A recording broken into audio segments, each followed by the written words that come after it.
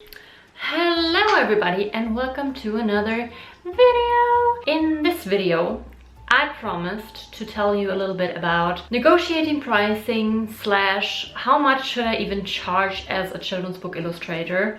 And this is, as I've mentioned earlier, a very hard topic because it depends on so many things that it is really confusing, and I hope that with this video I can bring a little bit of light into the darkness of negotiating prices. So I've done some research for you guys and I found 2 awesome pages that can help you guys to figure out how much to charge / what is your hourly rate and how you can figure out that hourly rate. And yeah, maybe we should just dig right into this topic, and I hope that you'll understand everything that I'm talking about today. Sometimes it's really hard to explain it properly. I'm trying to do my best here.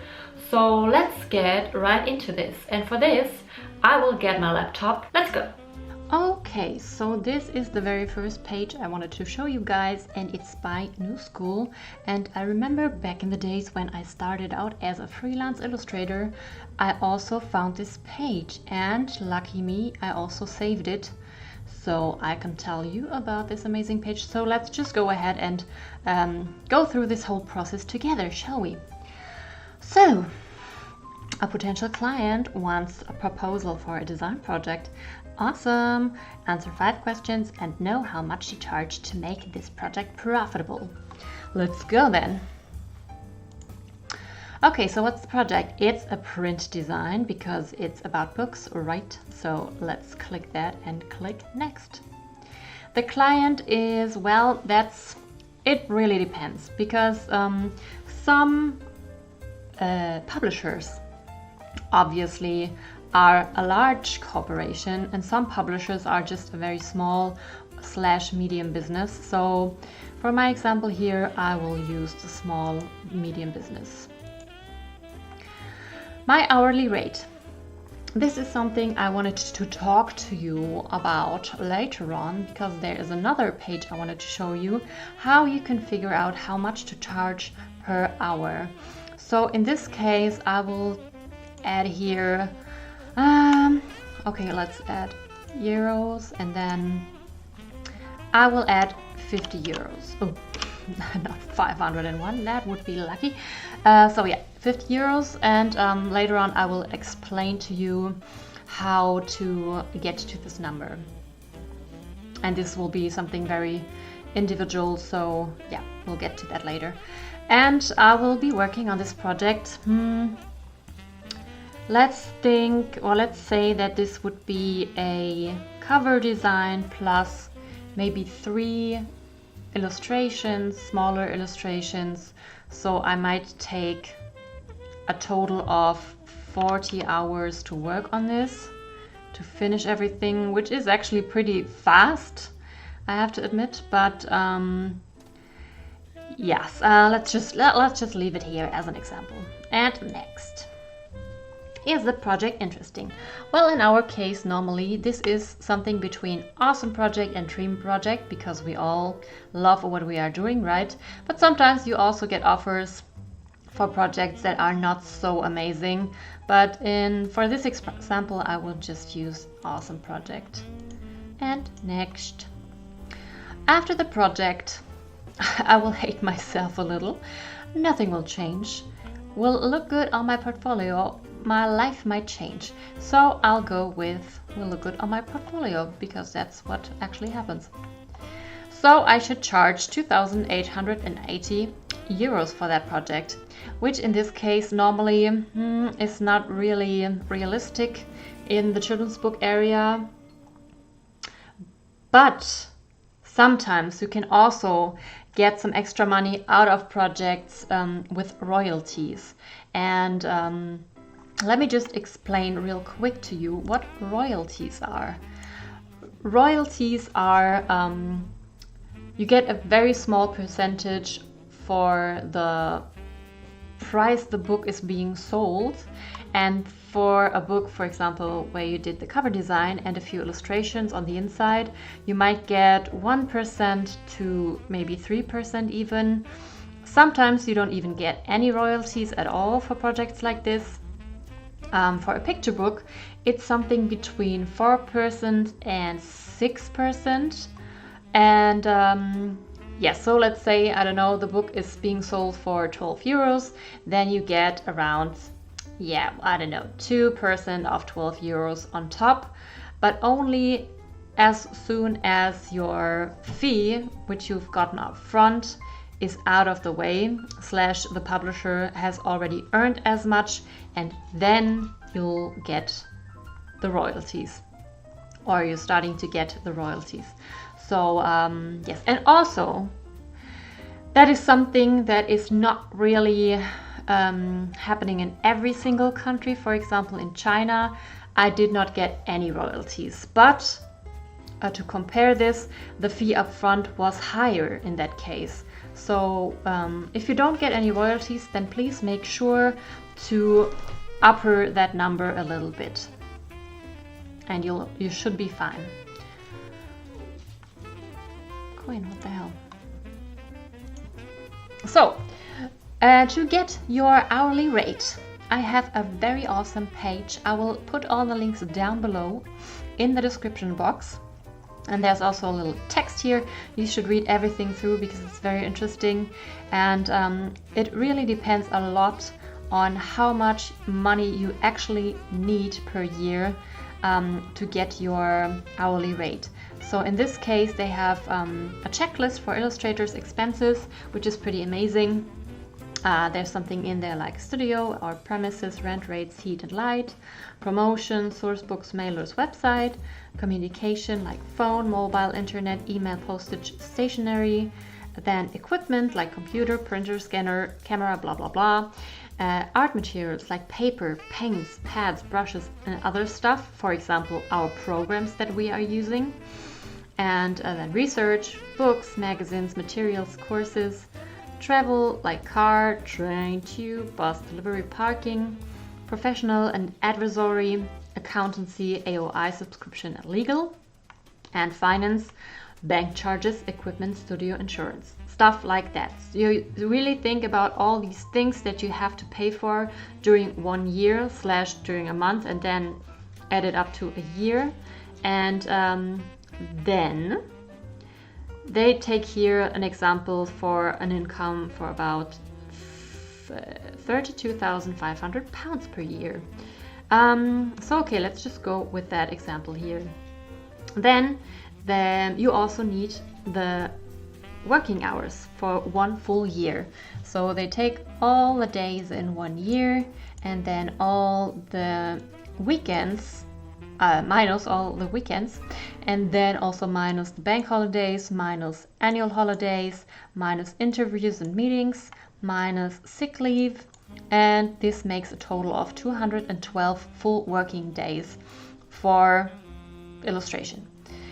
So let's say you are working 8 hours a day, minus your 1 hour lunch break, and minus 2 hours of administration and research and development, even though I think that you should actually leave those in because I also consider these as working hours. So yes, as you can totally say that this is a very individual thing, but yeah, you can totally switch things up obviously. So when you're, for example, So when you're working more hours than only 8 hours per day, like for example, I do many days a week, then yeah, you can add more hours. So for our example, we take the 212 days and the 5 hours and we get to 1060 working hours per year. And to receive our £32,500, we need to divide through the days working hours, and then we get to our hourly rate of £30.66, which is in my eyes a little bit low, but it really depends also on, you know, where you're living in and stuff like that, and all your expenses obviously.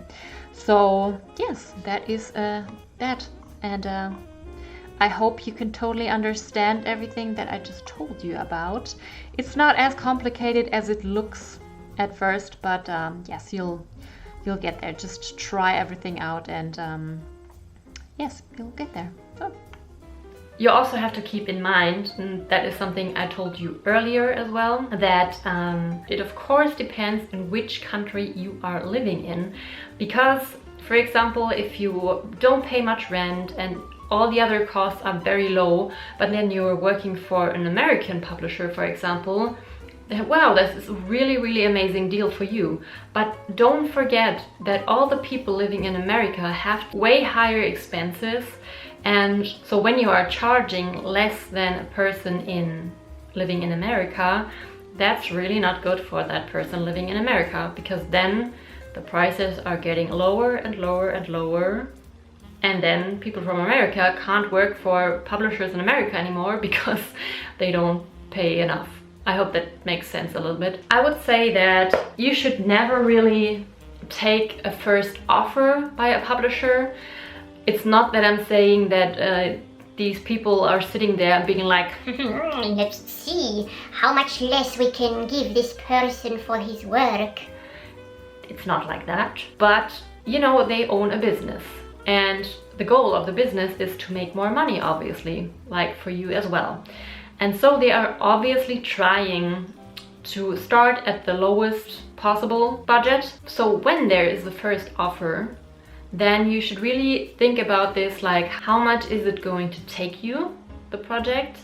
And is it a lot of fun for you to make? This is also very important to keep that in mind, because when you're like really having fun doing that project, it's okay to not charge super much, but still really try to negotiate pricing a little bit, because for every other person this might be a big difference. Even if it's only, let's say, 100 or 200 euros that you can get out of that project extra, this makes a huge difference for some people, because with 100 euros you can fill your fridge or pay some dog food, or, okay, Quinn is not eating that much, but you know what I mean with that.